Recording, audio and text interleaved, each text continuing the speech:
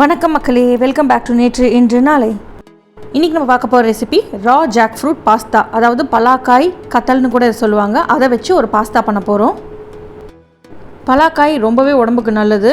So அதை நம்ம கிட்ஸுக்கு பிடிச்ச மாதிரியான டிஷ்ஷில் இன்கார்பரேட் பண்ணோன்னா அவங்க சாப்பிட்ருவாங்க. இந்த பாஸ்தா பண்ணுறதுக்கு முதல் ஸ்டெப் என்னென்னா, பாஸ்தாவை பாயில் பண்ணிக்கணும். நான் உப்பு எண்ணெயும் சேர்த்து பாயில் பண்ணி எடுத்து வச்சுருக்கேன். நீங்கள் எந்த டைப் ஆஃப் பாஸ்தா வேணாலும் எடுத்துக்கலாம். இதுக்கு தேவையான இன்க்ரீடியன்ட்ஸ் உங்கள் ஸ்க்ரீனில் வருது, நான் டிஸ்கிரிப்ஷன் பாக்ஸில் கொடுக்குறேன். அடுத்ததாக ஒரு கடாயில் 3-4 டேபிள் ஸ்பூன் எண்ணெய் சேர்த்து எண்ணெயை சூடு பண்ணிக்கலாம். எண்ணெய் சூடானதுக்கப்புறம் அதில் 1 டேபிள் ஸ்பூன் பொடிப்பொடியாக நறுக்கின இஞ்சி, பூண்டு, அதுக்கப்புறம் 1 பச்சை மிளகாய் சேர்த்து நம்ம நல்லா வதக்கிக்க போகிறோம்.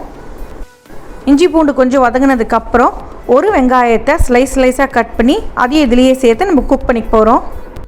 வெங்காயம் நல்லா குக் ஆனதுக்கப்புறம் 2 கப்பு பலாக்காயை நல்லா தின்னாக ஸ்லைஸ் பண்ணி, அதாவது ஷ்ரெட் பண்ணி நான் இதில் சேர்த்துக்க போகிறேன்.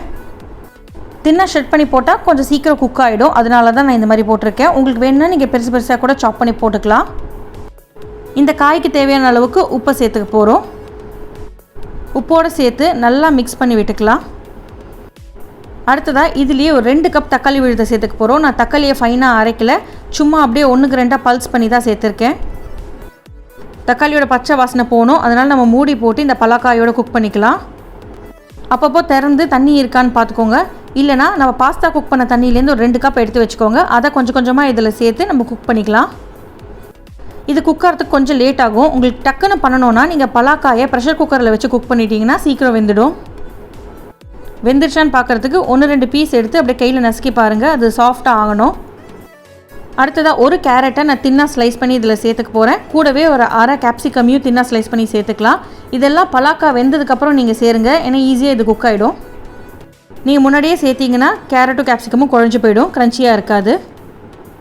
இப்போ நம்ம சாஸ் எல்லாம் சேர்த்துக்க போகிறோம். முதல்ல 2 table spoon sweet onion sauce, அது இல்லைனா நீங்கள் தேன் இல்லைனா மேப்பிள் சிரப் சேர்த்துக்கலாம். இது கூட 2 table spoon red chilli sauce, 1 table spoon tomato sauce, அதுக்கப்புறம் 1 டேபிள் ஸ்பூன் சோயா சாஸ் சேர்த்து நல்லா கலந்து விட்டுக்கலாம்.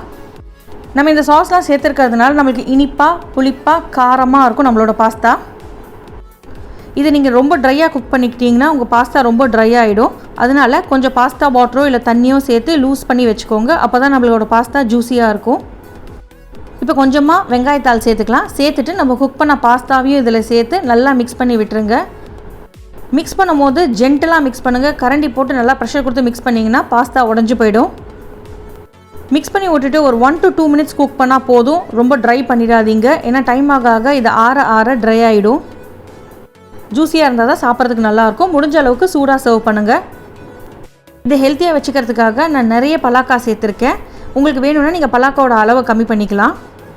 இந்த ரெசிபி உங்களுக்கு பிடிச்சிருக்குன்னு நினைக்கிறேன். கண்டிப்பாக உங்கள் வீட்டில் ட்ரை பண்ணி பாருங்கள். ட்ரை பண்ணி பார்த்துட்டு எப்படி இருந்ததுன்னு சொல்லுங்கள். நம்ம சேனலுக்கு ஃபர்ஸ்ட் டைம் வரீங்கன்னா லைக் பண்ணுங்கள், ஷேர் பண்ணுங்கள், மறக்காமல் சப்ஸ்கிரைப் பண்ணுங்கள். Happy eating.